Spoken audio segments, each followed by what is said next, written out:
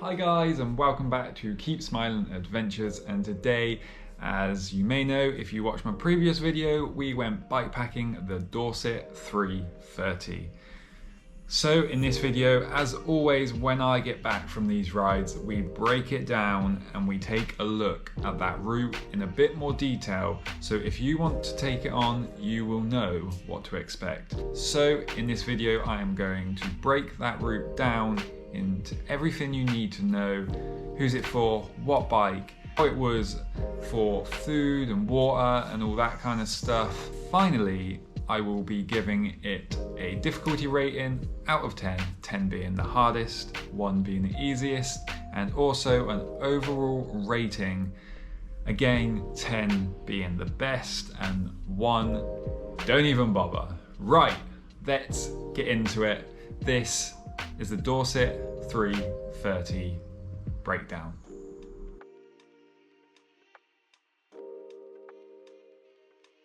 The Dorset 330 is a 330 kilometre or 200 mile off-road bikepacking route that will take you all around Dorset. You will get to take in some of the epic landscape around Dorset, including the Jurassic Coast.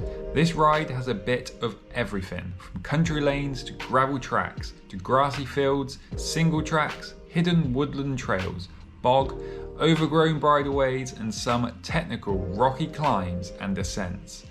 This ride follows lots of different bridleways and other trails, so you will need a GPS for mapping.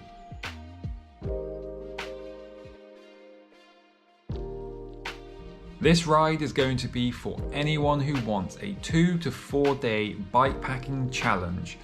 For someone who doesn't want to worry too much about having to be completely self-sufficient, but wants some challenging riding conditions.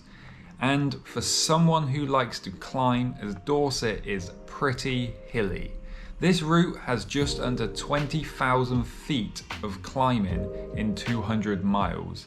With some long steep road climbs and some technical rocky climbs. If you do this ride, you will probably have to accept that you may need to hike a bike in some places, as the terrain can become a bit challenging.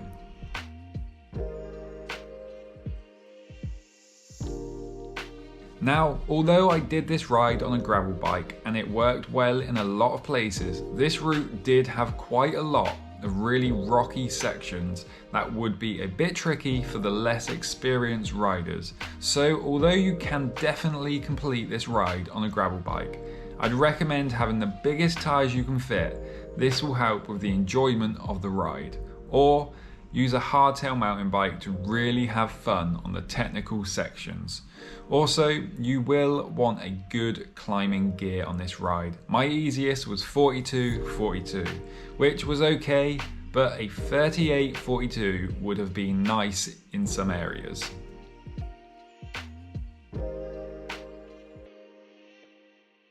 Camping along this trip, I kept it really simple with a simple bivvy and sleeping bag for a nice and quick and stealthy setup. There are plenty of quiet places that you can crash for the night. If you wanted to hammock camp, that is also possible, but you will be a bit more limited, especially after you get towards the coastal areas. This ride does also offer the option of B&Bs for the night, although you may need to come off course, as this ride, although not remote, does tend to avoid the more built up areas.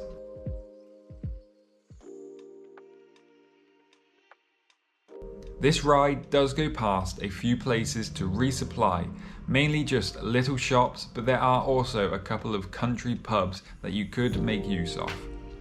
Although you are never too far away from built up areas, you may need to make sure you are carrying enough for a day's ride, as some parts of this ride do feel quite remote and will mean not having to detour off the route to resupply. There are also a few streams along the way to filter water.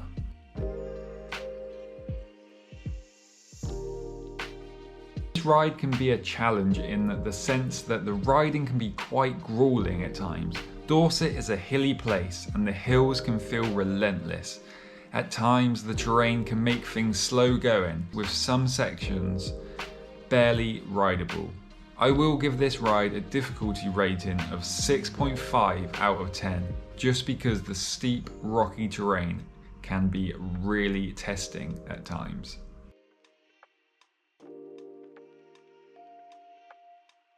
Overall rating of this ride is going to be a 4.5 out of 10.